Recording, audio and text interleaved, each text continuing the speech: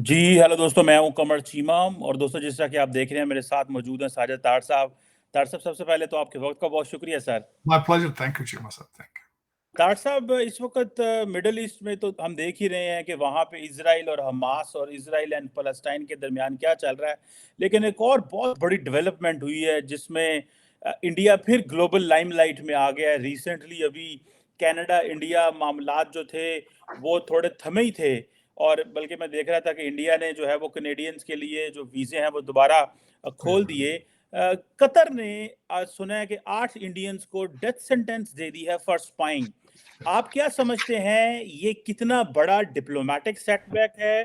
क्या इंडिया इस diplomatic crisis से बाहर आ सकेगा? क्योंकि और वो भी नेवी के लोगों को, और वो भी जो चार्जेस हैं वो स्पाइंग के हैं। इट मींस के उन्होंने जो कोर्ट्स होती हैं अमूमन थोड़ी सजा देती है, लेकिन डेथ सेंटेंस तो हाईएस्ट पनिशमेंट होती है।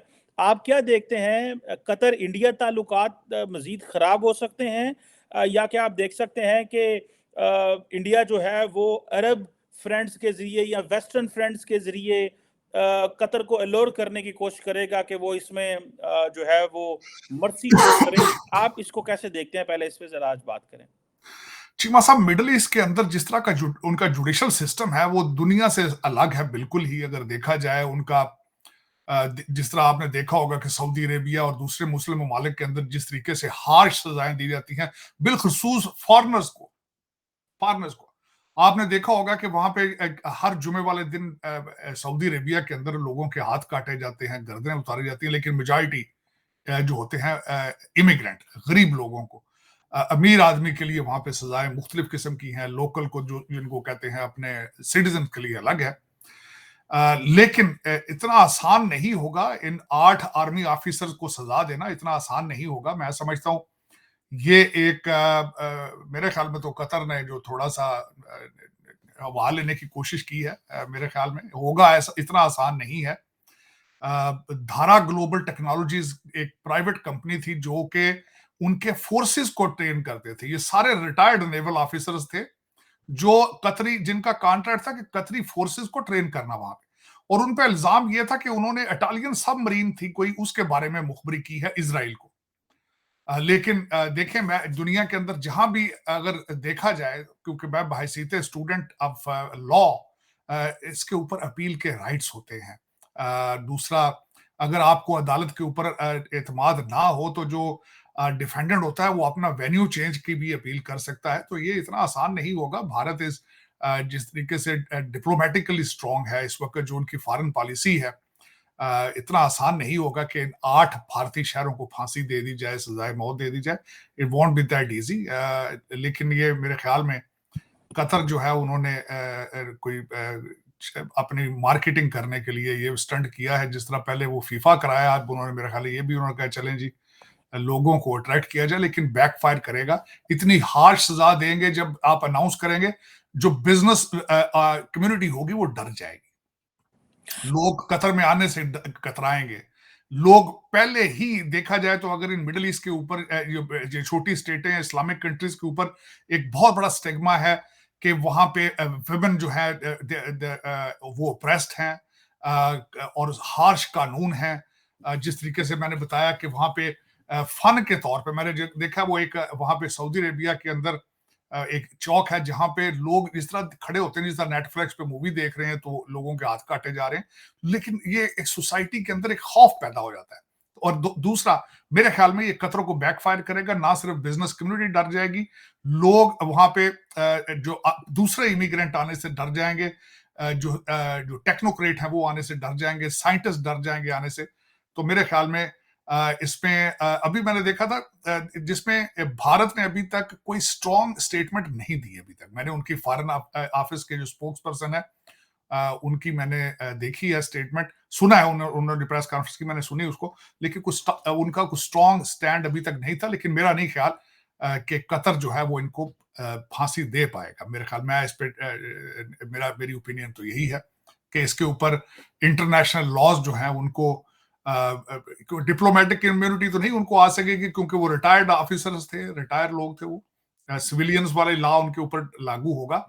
लेकिन फिर भी इतना आसान नहीं होता कि किसी दूसरे मुल्क के बाशिंदे को आप लोकल लॉ के जरिए हाँ, ये हो सकता है भारत उनको कहे कि इनको डिपोर्ट करके आप भारत भेजें और वहां हम उनको दोबारा ट्रायल करें और लेकिन तार साहब वो तो तब किया जा सकता है ना कि अगर जैसे आपने कहा डिप्लोमेटिक इम्यूनिटी होगी और वो वियना कन्वेंशन और लॉ ट्रीटीज के तहत आपने वो डॉक्यूमेंट्स एक्सचेंज किए हो, बंदे के बारे में बताया हो ये बंदा हमारा डिप्लोमेट है। तार साहब इसमें आपने सही कहा कि इंडिया का डिप्लोमेटिक क्लाउड तो है, लेकिन लॉ इज लॉ। तो इसमें आपको क्या लगता है कि ये मेरा नहीं ख्याल कानूनी तरीके से करना पड़ेगा और साढ़े पंजाबी कहते हैं जट जफा लाना पैना है। तो ये you have to go beyond, जिसे कहते हैं ना यूजिंग गुड ऑफिसेस, ताकि आप वो कर सकें। आपको क्या लगता है विच वेस्टर्न और which Arab country could be a good office for India to communicate? Saudis ने तो कतर पे पहले ही जो आपको पता है बाइकआउट किया हुआ था। अमेरिका ही अमेरिका है, यहाँ से निकाल सकता है, लेकिन अमूमन तो इंडिया अमेरिका की सुनता नहीं है इतनी। आपको पता है रशिया से तेल लेना हो, कनाडा के मामले में इंडिया ने अमेरिका की नहीं सुनी। तो यहाँ पे आके जो है आपको पता है कतर ने हमास की तमाम जो लीडरशिप है उसको रखा हुआ है। तो अमेरिकियों की ही इन्फ्लुएंस है। आपको क्या लगता है दोबारा जयशंकर को वॉशिंगटन जाना पड़ेगा? आपको क्या लगता है सर? देखिए, आपने कहा कि हमास है, वैसे तो हमारे तालिबान भाईजान भी उधर ही फिर रहे हैं। अगर उनसे कहा जाए यार कि तुम थोड़े पैसे शैसे लेके इनसे बात करो तो वो भी हो सकती। लेकिन यहाँ पे मैं ये जरूर बताना चाहूंगा, चीमा साहब 7 जो है वो इन्होंने स्टेट्स ने 7 स्टेट्स जो है ये इन्होंने हाईएस्ट अवार्ड मोदी साहब को दिया है, ये भी यहां बताना चाहूंगा। और बहरेन साथ है, बहरेन भी जो है वो इब्राहिम अकॉर्ड का भी हिस्सा है, अमेरिकन भी है। कतर के अंदर अमेरिका की जो है बेस भी मौजूद है, बहरेन में भी उनकी बेस मौजूद है। लेकिन उसमें मैं समझता हूं कि it won't be that difficult मेरे ख्याल में। देखिए, इस्लामिक लॉज के हिसाब से अगर इस्लामिक लॉज है तो उसमें मर्डर के ऊपर भी जो है देकर पैसे देकर तो आप माफी मांग कर आप उसमें से मर्डर में से छूट जाते हैं। आप इस्लामिक लॉ इतना सख्त नहीं है अगर देखा जाए, उसको उसमें गुंजाइशें मौजूद हैं। दूसरा, अगर देखा जाए तो इस वक्त इंटरनेशनल कम्युनिटी सबसे पहले तो ये देखना शवाहिद देखना चाहेगी कि how guilty they are, what are the original facts, जो कि अभी तक नहीं बाहर आ रहे हैं। अभी तक सिर्फ जो है वो एक सतही तौर पर थोड़ी सी इंफॉर्मेशन बाहर लीक हुई है।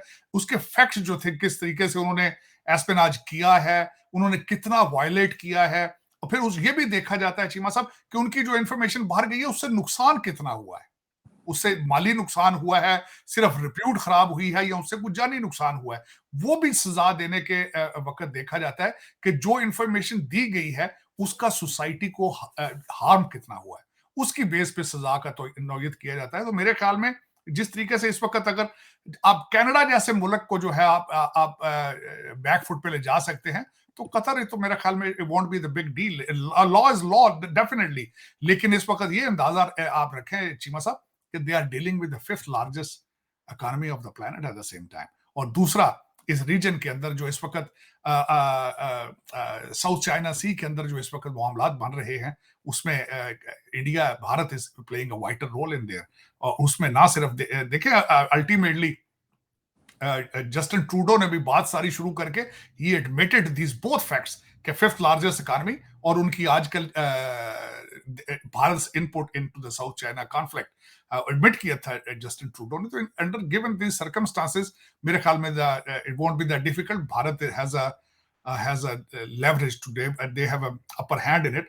और देखिए, ये बातें सारी खुल के आती हैं। अभी इंटरनेशनल कोर्ट ऑफ जस्टिस भी एक ऑप्शन मौजूद है, अगर भारत वहां जाता है, डिप्लोमेटिक चीजें उसमें यूज करता है, अपना इन्फ्लुएंस यूज करता है। वहां डायस्पोरा भारत का, आपको पता ही आजकल मिडिल ईस्ट और सारे ममालिक में उनका बहुत बड़ा इन्फ्लुएंस है भारतीय डायस्पोरा का। They are technocrat in every country matter of fact.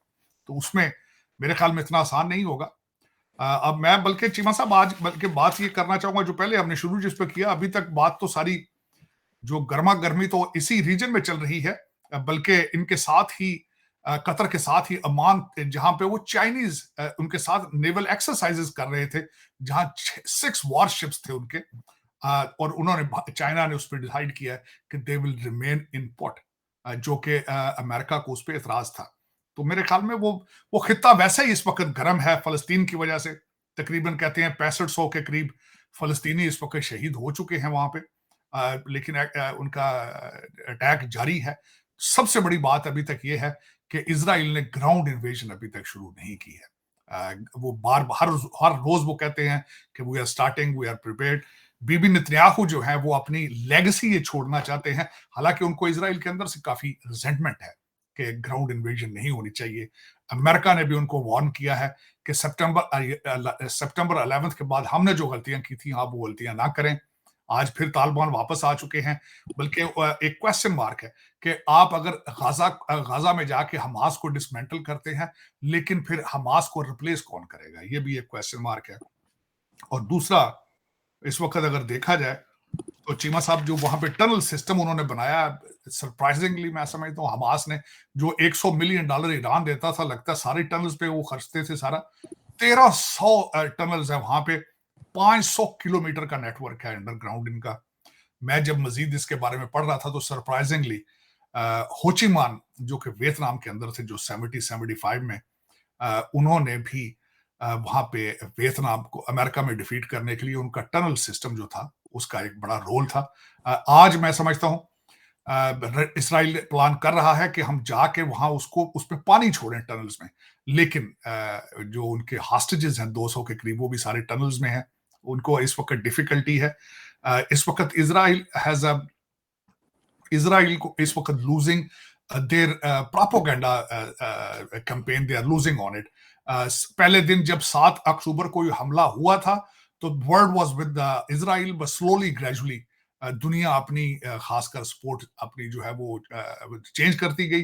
बिलखसूस अल हाली हॉस्पिटल के ऊपर जब अटैक हुआ और फिर एक बहुत हिस्टोरिकल चर्च के ऊपर जब अटैक हुआ तो उसमें लोगों के ओपिनियन चेंज हुई।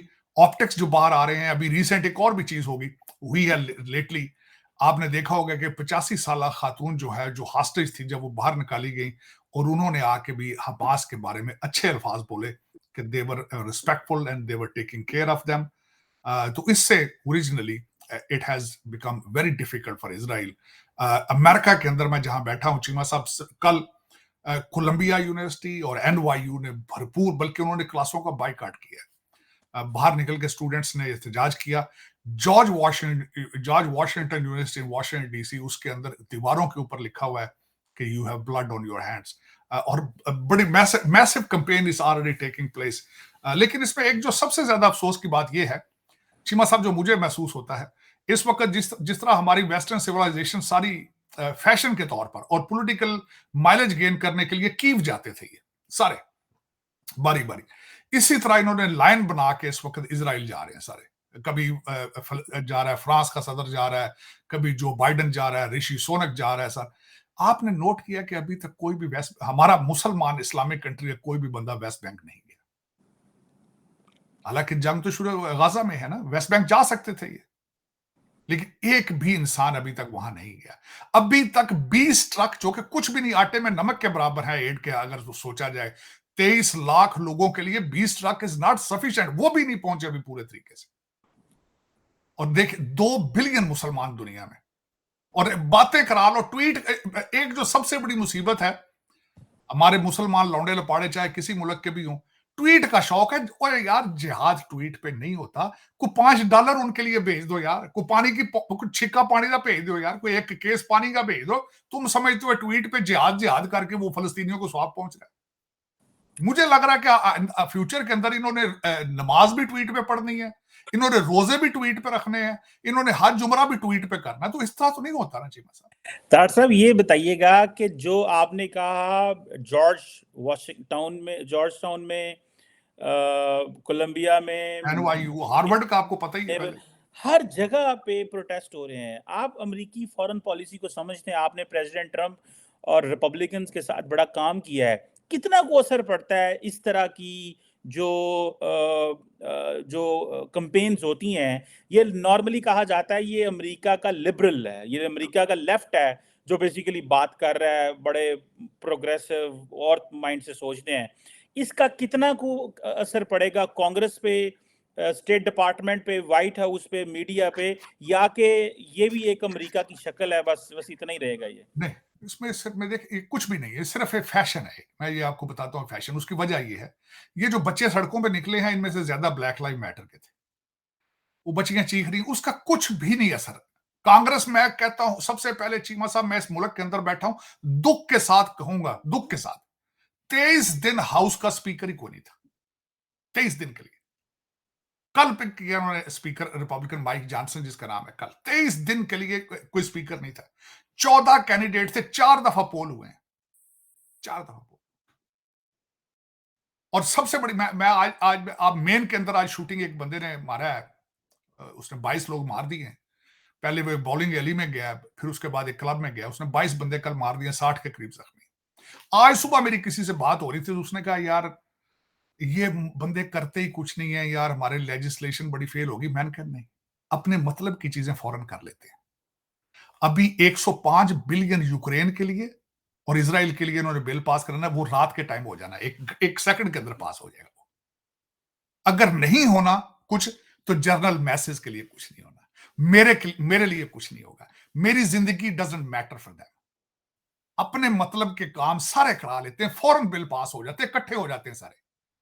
क्योंकि ये वही है, ये वही नारा है जो डोनाल्ड ट्रंप साहब लगाते थे कि I will drain the swamp. ये हमारा सिस्टम स्वाम्प बन चुका है चीमा साहब। इस अमेरिका का हर सिस्टम इतना पुराना हो चुका है कि टोटल इंफ्रास्ट्रक्चर और सोसाइटी इज कोलैप्स कर रही है।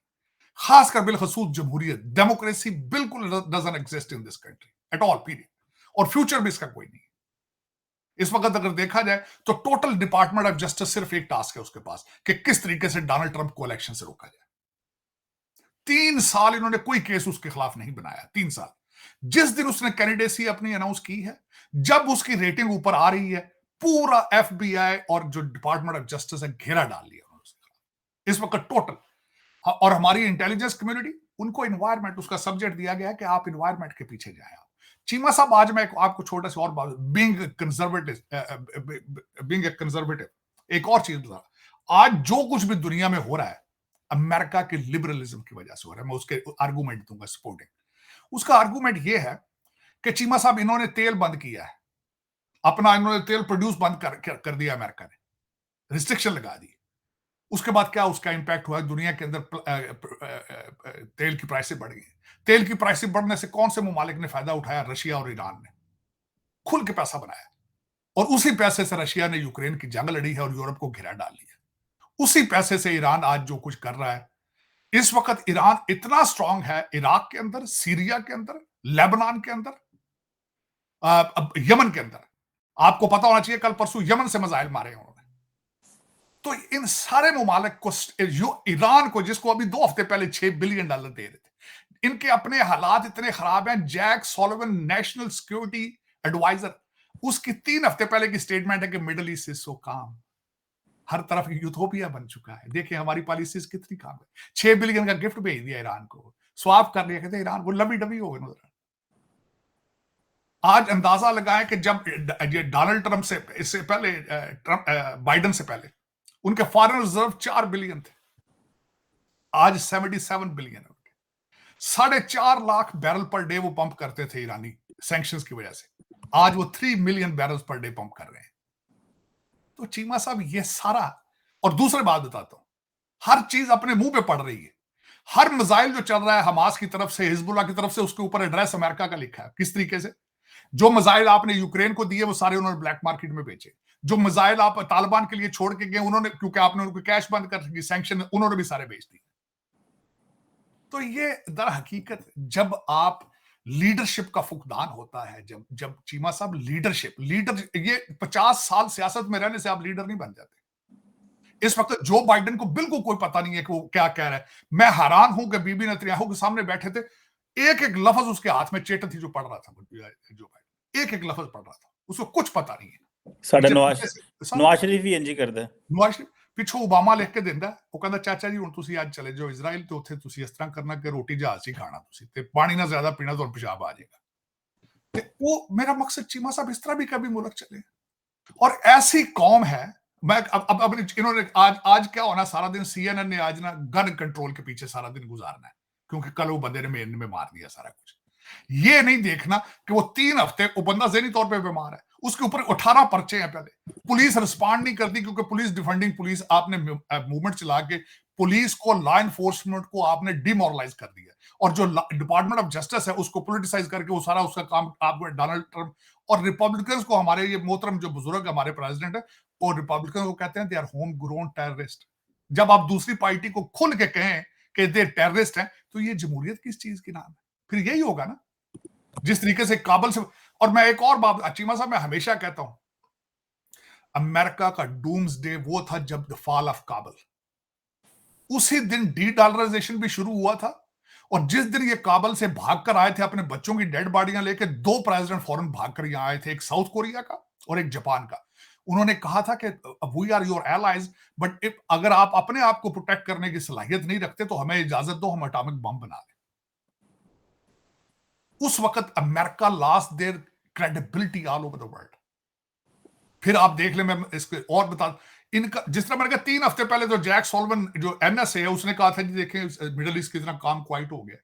दूसरा, मैं ये हमेशा आल ऐलान कहता हूं कि 5 आई जो था, और वो सीआईए और सारे और मुसाद सारे, ये वो कनाडा का प्लम्बर था, वो उसके पीछे पड़ रहे हैं निजर के।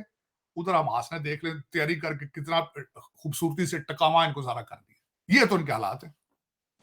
जब प्रायोरिटीज चेंज कर लें आप, जब लीडरशिप ही खत्म हो जाए, जब वो डोनाल्ड ट्रंप ने कहा था ना ये अब हमारे इनोवेशन खत्म, 18वीं सदी से लेकर आज तक अमेरिका की स्ट्रेंथ ये थी, इनोवेशन।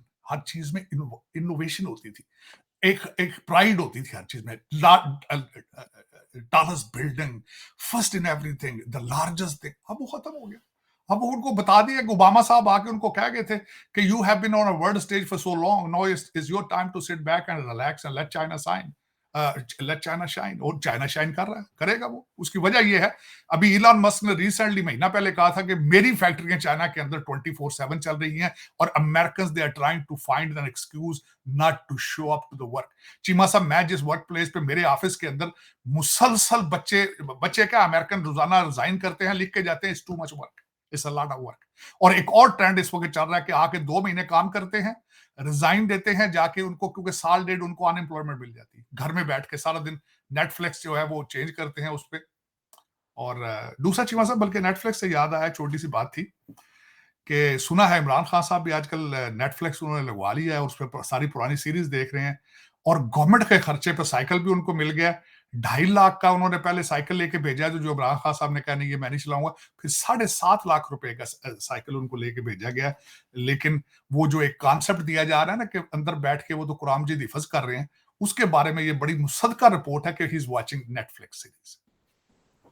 सर एलीट है तारड़ साहब, फिर पाकिस्तान की एलीट को अंदर साइकिल चाहिए, किसी को लंदन इलाज करवाने जाना है, किसी को साइकिल लेने हैं, कोई जो है वो अंदर बैठ के जो है उसको किसी के घर को ही जो है वो बना दिया जाता है। तो फिर वो बात है 2 पाकिस्तान है, 1 पाकिस्तान तो कोई नहीं है। आप वैसे चीमा साहब, दुख की बात आज मैं कहूंगा कितने कैदियों के लिए उनके कमरों की दीवारें तुड़वाई जाती हैं। मेरे मोहतरम जज साहब ने बड़ी प्राइड के साथ कहा था, उन्होंने कहा था स्वाय स्विमिंग पूल के बाकी मैं हर चीज इमरान खान को दूंगा। मेरी ये क्वेश्चन होगा, जज साहब इनका घर ही लै जाओ नाल, ਇੱਥੇ ਜੇ बैठे बोर होंगे ने घर लै जाओ, पराठे आप अपने हाथ ना कीमे दे बना के रख दो। और पहले जज साहब थे वो भी तो परेशान थे ना, कहते मर्सिडीज में आना चाहिए, जजों की एंट्रेंस से आए, इनका जेल का मेन्यू दिखाएं, तो एडा सोहना लगता है तो घर ही लै जाओ। लेकिन चीमा साहब दूसरी बात ये, आज मैं दुख के साथ कहूंगा, मैंने कल इस पे ट्वीट भी किया है, मैं शर्मिंदा हूं इस चीज पे, शर्मिंदा इस चीज पे चीमा साहब। पहले ही कोई क्रेडिबिलिटी नहीं है आपकी, कोई क्रेडिबिलिटी नहीं। इस वक्त आपकी नैब की कोई क्रेडिबिलिटी नहीं है, दुनिया हंस रही सारी, जुडिशरी की कोई क्रेडिबिलिटी नहीं है, इलेक्शन कमीशन की कोई क्रेडिबिलिटी नहीं। और अगर ये हालात है, अगर हैं, आपने क्रेडिबिलिटी लूज करने का अपना मंसूबा बना लिया है, आपने 12,000 पासपोर्ट भी सऊदी अरेबिया बेच दिए, आपने क्रिकेट मैच भी बेच दिए सारे, तो इलेक्शन की एक्सरसाइज कराने की क्या जरूरत है? अब सारी दुनिया को तो पता चल चुका है कि अगला वजीर आजम नवाज शरीफ है, अब इलेक्शन कराने की क्या जरूरत है उस एक्सरसाइज की? हर बंदा हर टीवी स्टेशन टीवी पर बैठ के, हर जो वो है उसका एनालिस्ट है, वो ये कह रहा है कि next prime minister is Nawaz Sharif. वो कहते, कल मैं देख रहा था कि किस तरीके से नवाज शरीफ से अदालत में आए बशीर साहब के पास। चीमा साहब, पहला रैकेट देखा जाए तो हमेशा अदालत में बशीर साहब के सामने 15-20 मिनट पहले नवाज शरीफ साहब पहुंचते थे। अब वो नथिया गली से आराम से सो के पराठे शराठे खा गए हैं, तो लेट आए हैं, बशीर साहब बैठे रहे हैं, हंसते रहे, वो कहते बिस्मिल्लाह आ गए, बिस्मिल्लाह। हैरानगी यार, कुछ लोग, दुनिया क्या देख रही होगी आपके डॉक्टर जुडिशल। साहब ये क्या चार्म है हमारे जजों को, ये इमरान खान क्यों इतना अच्छा लगता है, क्या इस की ये चीमा साहब ਉਹਦੇ ਵਾਲ ਬੜੇ ਸੋਹਣੇ ਨੇ, ਜਿਸ ਟਾਈਮ ਦੌੜ ਲਾਉਂਦਾ ਸੀ ਨਾ, ਫਾਸਟ ਬਾਲਿੰਗ ਕਰਾਉਂਦਾ ਸੀ, ਬੰਦੇ ਕਹਿੰਦੇ ਸੀ ਸਾਡੇ ਦਿਲ ਤੇ ਨੱਚਦਾ ਹੈ ਉਹ। ਕਈਆਂ ਬੱਚਿਆਂ ਦੀਆਂ ਮਾਵਾਂ ਜਿਹੜੀਆਂ ਨੇ ਉਹਨਾਂ ਨਾਲ ਬੜਾ ਫੈਸੀਨੇਟ, ਉਹਦੇ ਨਾਲ ਬੜਾ ਉਹਨਾਂ ਨੂੰ ਪਿਆਰ ਹੁੰਦਾ ਸੀ, ਕਹਿੰਦੇ ਸਨ ਇਹ ਜਿਸ ਟਾਈਮ ਨੱਚਦਾ ਬਾਲ ਲੈ ਕੇ ਪਿੱਛੋਂ ਨਾ, ਤੇ ਸਾਡੇ ਦਿਲ ਤੇ ਛੁਰੀਆਂ ਚੱਲਦੀਆਂ, ਤੇ ਉਹ ਬੱਚਿਆਂ ਨੂੰ ਦੱਸ ਕੇ ਕਿ ਤੁਹਾਡਾ ਮਾਮਾ ਇਮਰਾਨ, ਤੁਹਾਡਾ ਮਾਮਾ ਇਮਰਾਨ, ਤੋਂ ਬੱਚੇ ਹੁਣ ਆਸ਼ਿਕ ਹੋ ਗਏ ਨੇ ਸਾਰੇ ਹੀ ਉਹਦੇ। ਹੁਣ ਉਹ ਲੌੜੇ ਲਪਾੜੇ ਹਾਰ ਕਰਕੇ, ਕੋਈ ਸਾਡੀਆਂ ਏਜੰਸੀਆਂ ਨੂੰ ਸ਼ੌਕ ਸੀ ਇਹਦੇ ਬਾਰੇ ਟਵੀਟ ਕਰਨੇ, 40 30 ਹਜ਼ਾਰ ਤੇ ਹਾਰ ਕਰ ਲਏ ਮੁੰਡੇ, ਉਹਨਾਂ ਨੂੰ ਦੱਸਿਆ ਸਵੇਰੇ ਉੱਠ ਕੇ, ਉਹਨਾਂ ਨਾਲ ਸੁਣਾਇਆ ਕਰੋ इमरान खान ਦੇ गीत गाओ, वो डॉक्टर साहब वो भी आदत पता आ चला गई। 900 मिलियन उधर खर्च कर दिया है इमरान खान ने, सारे वो जो 15-15 हज़ार रुपए रखे थे इमरान खान की मीडिया कैंपेन के ऊपर, और वैसे कहता थे। डॉक्टर साहब ये सारे एक जैसे ही नहीं है, बातें करते हैं नवाज शरीफ आएगा तो बदल जाएगा, इमरान खान आएगा, वो भी अपनी मीडिया अपने आप को हीरो बनाने के चक्कर में उसने बंदे रखे हुए थे, मीडिया को पैसे दे रहा था और कहते हैं हम ऐसे नहीं करेंगे, सानू ही बेवकूफ बना रहे हैं। चीमा साहब, मुझे दो पार्टियों का अफसोस है, इनका क्या अफसोस होना है, ये कोई अफसोस नहीं हो, ये तो प्रोफेशनल लोग ने, पावर पॉलिटिक्स का हिस्सा ने। चीमा साहब अफसोस है जो इनको लेकर आते हैं, उनका अफसोस है, और दूसरा IMF पे बड़ा अफसोस है, उन्होंने भी अखा दे पर अन्ने नहीं आ रहे की कर रहे हैं। जिस तरीके ना नवाज शरीफ साहब अगले दिन लैंड किया है, जिस तरीके से इमरान खान पैसे को बेतरीके इस्तेमाल करता था, जिस तरीके से इमरान खान ने जाने से पहले अपने MNAs को पैसे दिए तरक्याती मंसूबों के चक्कर में, IMF वाले अन्ने हैं, ये पता अंधे हैं ये बिल्कुल। मैं कहता हूं मेरा खून और ब्लड सारा जा रहा है, ब्लड और स्वेट जा रहा है, बल्कि मैं सोच रहा हूं IMF को लेटर लिखूं मैं ये कि यार तुम आंखों से अंधे हो चुके हो, तुम्हें कुछ नजर नहीं आता कि ये क्या हो रहा है पाकिस्तान के अंदर। अमेरिकन टैक्स पेयर का पैसा कहां जा रहा है, कुछ शर्म करो यार। उनका तो काम है वारदाती है, 76 साल से वारदात डाल रहे हैं वो, तो उन्होंने सारा दुबई लंदन खरीद लिया सारा। वो रैम करो अमेरिका के ऊपर यार, पैसे देते हो, डॉलर हमारा ब्लड और स्वेट देते हो, वही पलट के वापस आ जाता है दुबई और लंदन में। मुझे तो लग रहा है IMF वाले को कमीशन लेते हैं इनसे। मैं तो चीमा साहब, I am planning to do some study Washington DC में, IMF काफी दूर नहीं है, मैं I know some people there. मुझे दुख होता है इस बात का, बड़ा सख्त दुख होता है। अब देखें ना इमरान खान साहब ने क्या ट्विटरों के ऊपर, वो सारी कॉम ट्विटरों पे लगा दी, पैसा IMF के पीछे कर्जे इनसे लेते हैं। अब आगे फिर किस्त आने वाली 70 मिलियन किस्त, 77 मिलियन की किस्त आ रही नवंबर में। वो मुझे तो लगता है जाते ही नहीं पैसे IMF के, जो देते हैं इधर ही लंदन शंदन अमेरिका में रख लेते हैं ये सारे, पता नहीं। लेकिन चीमा साहब दुख है, और जो लाते हैं इनको मैं समझ ये नहीं आती कि वो भी नहीं देख रहे। और यार ये तो चलो सारे लुटेरे ने, ब्रिटिश एजेंट ने, आप तो कसमें खाते हो सारा दिन, शहादत करनी दिया करना मुल्क ना, उन्होंने फटदे क्यों नहीं इन्होंने यार तुझे। वो पहले बाजवा। चीमा साहब मुझे ये बताएं, इस वक्त सारा कुछ कहा जा रहा है कि इमरान खान ने ऐसे किया, इमरान खान ऐसे, और जो उनको लेकर आए थे वो किधर गए यार, उनसे क्वेश्चन क्यों नहीं करते, उनके खिलाफ क्यों नहीं कोई अकाउंटेबिलिटी होती, जो लेकर आए थे उनको, वो किधर है आज सारे वो। चीमा साहब ये तो ज्यादती है ना मुल्क के साथ, के सिर्फ अकाउंटेबिलिटी करनी है इनकी करनी, सिर्फ वो किधर। मैं आज एक मेरा क्वेश्चन, आज सारी जुडिशरी सरेंडर कर गई, इन्होंने कहा जी सब झूठ है हमारे पास, नैब ने कहा हमारे पास सबूत ही कोई नवाज शरीफ का, तो नैब के खिलाफ केस क्यों नहीं बनता। वो जज जिन्होंने नवाज शरीफ को खजल जलील किया था, उनको क्यों नहीं बुलाया जाता कि भाई आपने इस बंदे के साथ बड़ी ज्यादती की थी, इसका करियर खराब कर दिया, बाहर आओ जो आपके केस चलेगा। नैब वालों को जो कहते हैं आज हमारे पास प्रूफ नहीं है, तो वो पहले आपने केस क्यों बनाया, उनकी अकाउंटेबिलिटी कौन करेगा। और ये सारी दुनिया देख रही है आपको, सारी दुनिया देख रही है, हर बंदा देख रहा है कि यार ये किस किस्म का मुल्क है यार, ये क्या ये चक्कर है।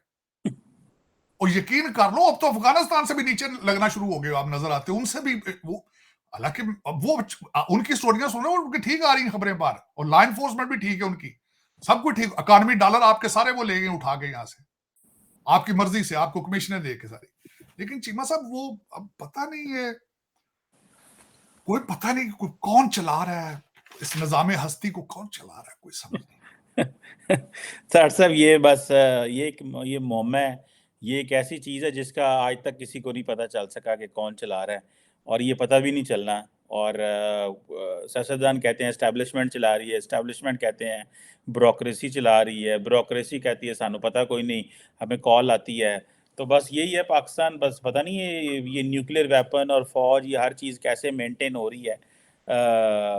वो तो आपको पता है, हमें तो पता ही नहीं चला था। वो तो जब न्यूक्लियर टेक्नोलॉजी का जो अद्दी को कदीर खान साहब ने वंड दी थी, तो मुझे किसी बंदे ने बताया, उसने कहा जब जनाब मुशर्रफ अमेरिकियों से मिल रहा था तो उसने कहा कि भाई न्यूक्लियर वेपन्स के वाले से बात हुई, तो उसने कहा हमारे बड़े सिक्योर वेपन्स हैं। तो उन्होंने सब उसके सामने ना फाइल रखी और उसे कहा ए ਤੁਹਾਡਾ ऐप देखो इतनी देर पहला इतना इस बंदे ने ये चीज़ वहाँ फॉरवर्ड की है, ये वो फॉरवर्ड की है।